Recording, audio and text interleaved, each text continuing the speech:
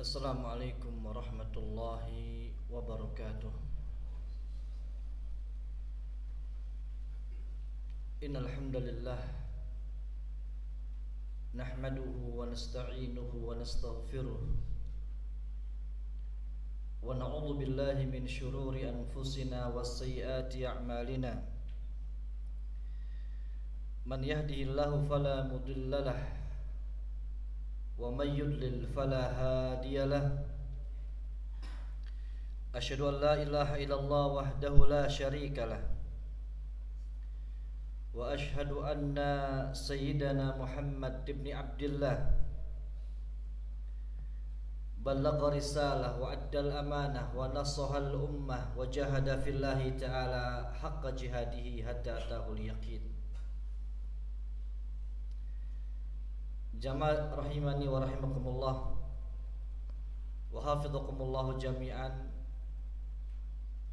Alhamdulillah, kita bersyukur pada Allah Azza wa Jal atas limpahan nikmat yang senantiasa dikaruniakan kepada kita semuanya, sehingga dengan nikmat tersebut kita mampu melaksanakan salah satu kewajiban kita selaku hamba Allah, melaksanakan salat zuhur secara berjamaah. Sholawat serta salam mudah-mudahan tercurahkan kepada junjungan kita, suri tauladan kita, penyejuk pandangan kita, Nabi Agung Muhammad sallallahu alaihi wa ala alihi wasallam. Dan kita memohon kepada Allah Azza wa Jalla, mudah-mudahan kita mendapatkan syafaatnya beliau di hari kiamat kelak. Jamaah rahimani wa rahimakumullah wa hafidhakumullah jami'an. Tanpa terasa kita berada di ujung bulan Sya'ban yang menegaskan kepada kita akan dekatnya bulan Ramadan, bulan yang ditunggu-tunggu oleh kaum muslimin sejak zaman dahulu sampai sekarang ini. Kadalamnya beraneka ragam keberkahan, beraneka ragam kebaikan-kebaikan, sampai-sampai dikutipkan oleh seorang ulama, inna a'da'a hadzal din yunfiquna amwalan ta'ilah lihirmanil muslimin min khairi ar-ramadan wa barakatihi. Musuh-musuh kaum muslimin, mereka berinfak dengan infak yang sangat luar biasa dahsyatnya, yang dimana infak mereka tersebut lihirmanil muslimin, untuk menjauhkan kaum muslimin dari kebaikan-kebaikan Ramadan dan keberkahan-keberkahan yang ada di dalamnya. Maka kita selaku hamba Allah yang beriman kepada Allah, yang dimana Allah Azza wa Jal mengatakan, ya ayyuhalladzina amanu kutiba alaikumus shiyam, sebuah panggilan dari Allah untuk orang-orang yang beriman. Sampai kata Abdullah bin Mas'ud radhiyallahu ta'ala anhu, ketika ada seorang hamba Allah dipanggil dengan sebutan amanu, beriman, maka kata beliau, siapkan pendengaran kita. Mungkin akan ada suatu perkara yang penting, perkara yang urgent, yang Allah Rabbul Izzah ingin sampaikan kepada kita semuanya. Di situ Allah Azza wa Jalla mengatakan kutiba alaikumus shiyam. Di situ diwajibkan untuk berpuasa. Di dalam ayat yang berikutnya Allah menjelaskan syahrul Ramadan alladzi unzila fihi al-Qur'an. Bulan Ramadan yang dimana bulan tersebut adalah bulan Allah turunkan yang namanya Al-Qur'anul Karim sebagai petunjuk bagi manusia, sebagai pembeda mana orang yang berada di jalan kebenaran dan mana orang yang berada di jalan kebatilan. Oleh karena itu Rasul sallallahu alaihi wasallam dalam sebuah hadis yang diriwayatkan oleh sahabat yang mulia Abu Hurairah radhiyallahu taala anhu, yang dikeluarkan oleh Imam At-Tirmidzi dan Imam Ibnu Majah, yang dimana Rasulullah sallallahu alaihi wasallam mengatakan, idza kana awwalu lailatin min syahr Ramadan, ketika datang awal malam bulan Ramadan, maka di situ Allah Azza wa Jalla menegaskan di bulan Ramadan melalui lisan Rasulullah sallallahu alaihi wasallam, sufidatis syayatin, setan dibelenggu, wa maradatil jin, dan jin-jin pembangkang juga tidak berkutik, dan Allah tutup pintu neraka dan tidak pernah dibuka satu pintu pun, dan Allah buka pintu surga, tidak ada pintu surga yang Allah tutup. Kemudian ada panggilan, kata Rasul sallallahu alaihi wasallam, ya bagiyal khairi aqbil, wahai orang-orang yang punya keinginan untuk berbuat baik, wahai orang-orang yang punya keinginan untuk melakukan kebaikan-kebaikan di bulan Ramadan, aqbil, maka sambutlah Ramadan tersebut. Wa ya baghiya syarri aqsir,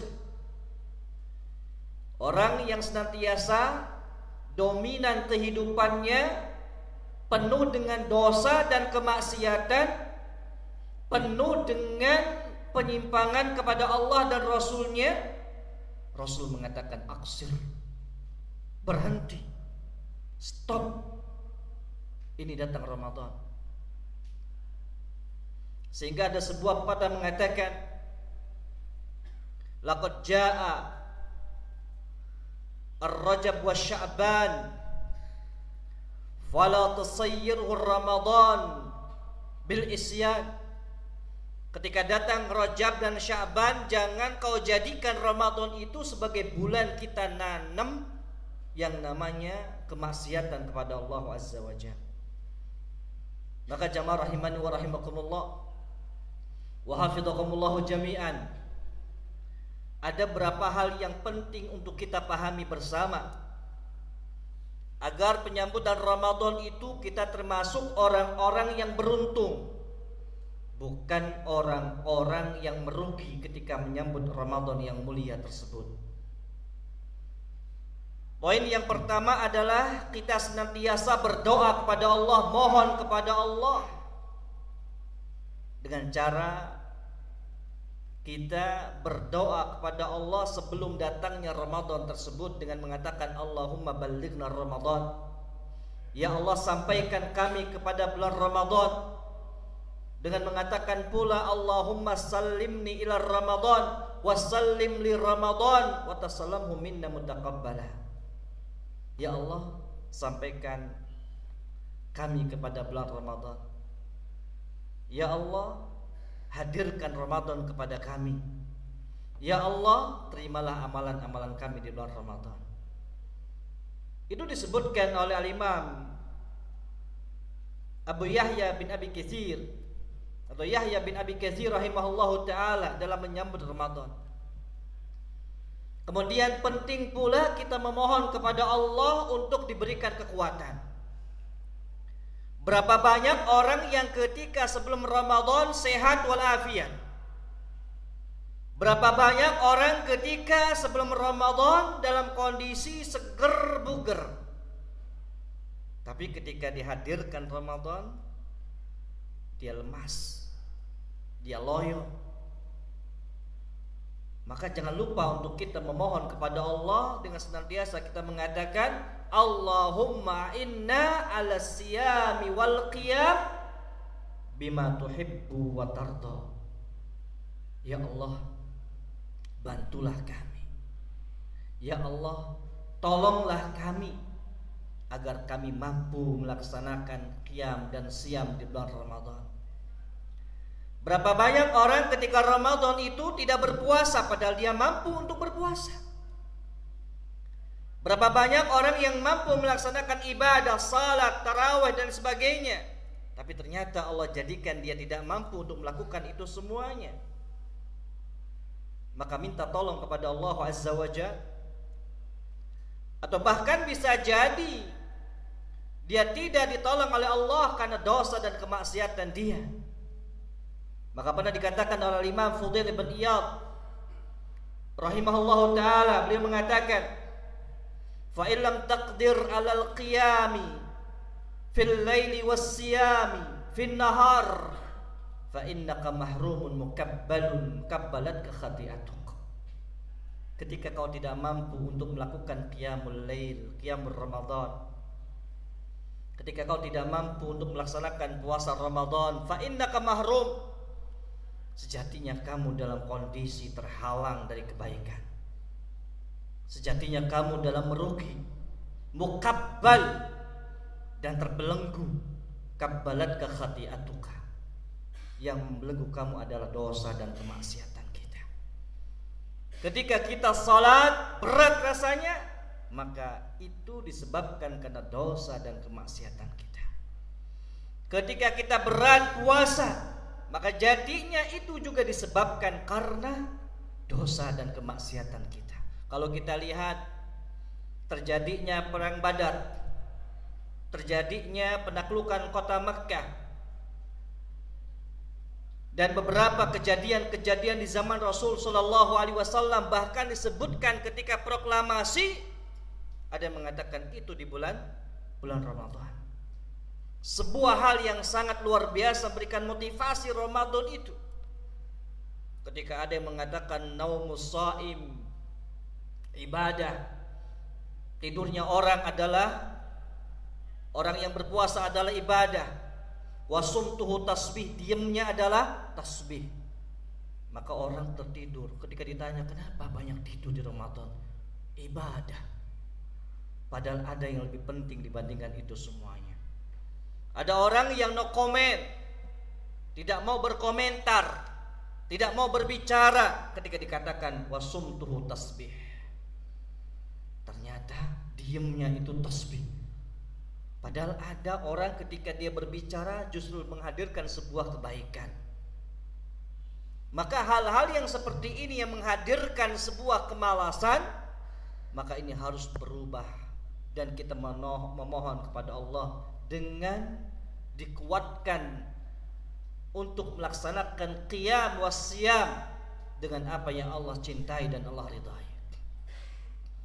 Kemudian tak kalah pentingnya, di samping itu pula kita memohon kepada Allah Azza wa Jalla yang kedua, niatkan pada diri kita dalam menyambut Ramadan dengan niat yang baik. Jangan sampai ada orang ketika hadirnya Ramadan dia mengatakan bulan sial datang kepada kami. Jangan mengatakan bulan kemalasan datang kepada kami. Tidak. Seorang yang mukmin kepada Allah, yang tunduk kepada Allah, yang taat kepada Allah, maka dia ketika datangnya Ramadan dia berniat untuk hal-hal yang baik. Pernah pada suatu hari ada seorang imam di kalangan imam 4, yaitu Al-Imam Ahmad ibn Hanbal rahimahullahu ta'ala. Al-Imam Ahmad ibn Hanbal rahimahullahu ta'ala berkata kepada anaknya yang bernama Abdullah ibn Ahmad ibn Hanbal. Imam Ahmad berkata kepada anaknya, ya bunayya Abdullah, wahai anakku Abdullah, berkata kepada anaknya untuk menasihati, inwi khaira, niatkan dalam diri kamu dan kalbu kamu untuk melakukan kebaikan, untuk berbuat kebaikan, untuk memperbanyak kebaikan. Fa illam ta'malhu, Walaupun kau belum mampu untuk melakukan niat tersebut, fa inna niyataka lahu khair atau laka khair. Sejatinya niatmu itu untukmu dan untuk amalanmu itu merupakan sebuah kebaikan. Sampai kata beliau melanjutkan perkataannya, wa kam imri'in rafa'at niyatuhu amalahu. Berapa banyak di kalangan manusia hamba Allah ketika dia niatnya niat yang baik, maka niat tersebut akan menaikkan derajat amalan seorang hamba. Wa kam mimri'in khafadat niyatuhu amalahu. Berapa banyak hamba Allah yang beramal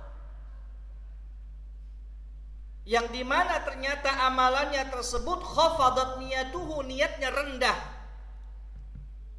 Maka betul ketika para ulama mengatakan robba amalin saghir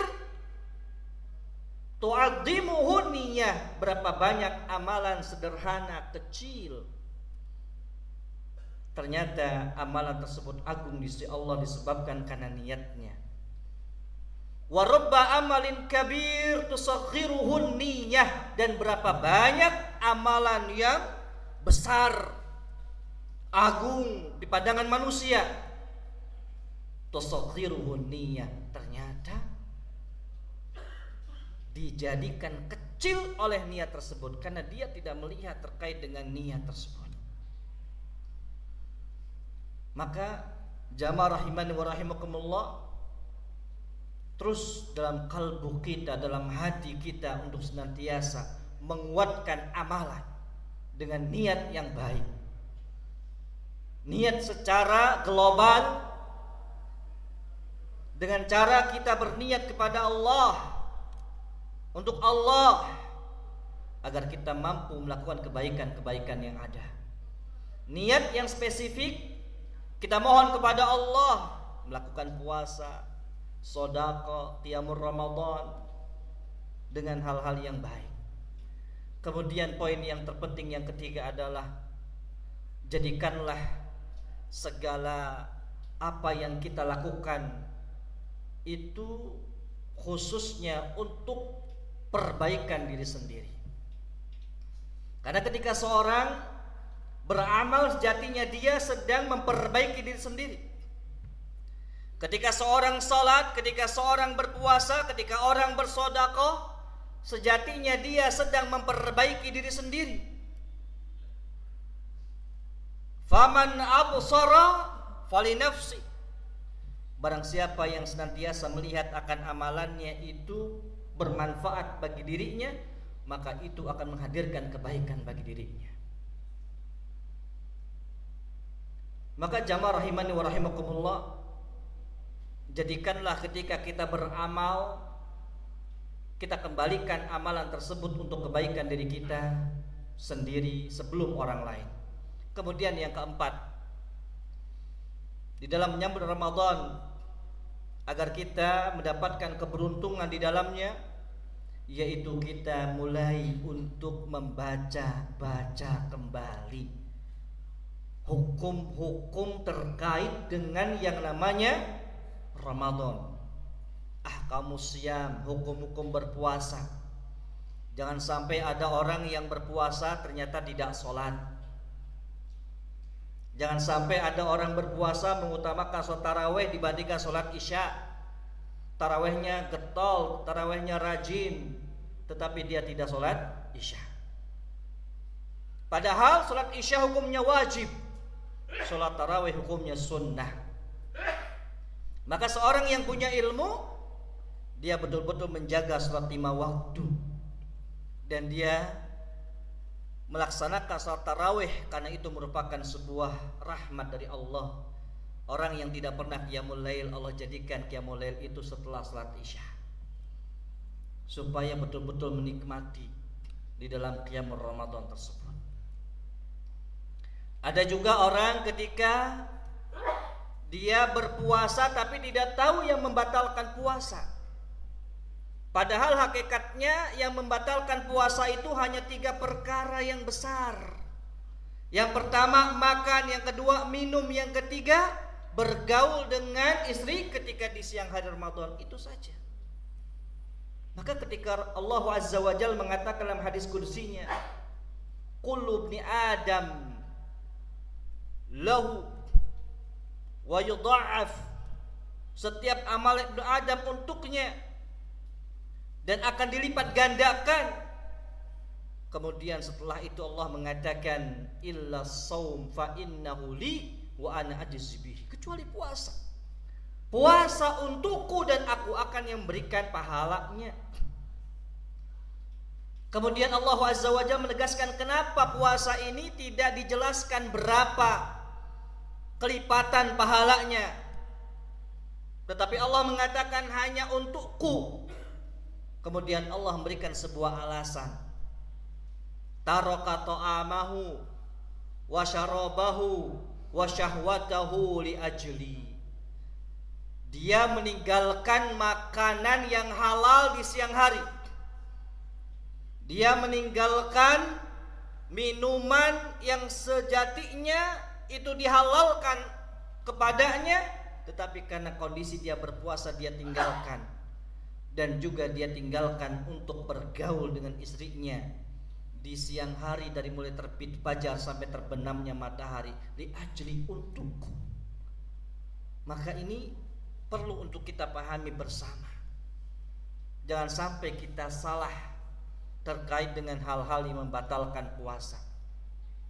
Dan juga jangan sampai kita hanya sekedar fokus kepada hal-hal yang membatalkan puasa itu sendiri, tetapi kita tidak fokus kepada hal-hal yang bisa menyebabkan rusaknya puasa atau amalan puasa kita.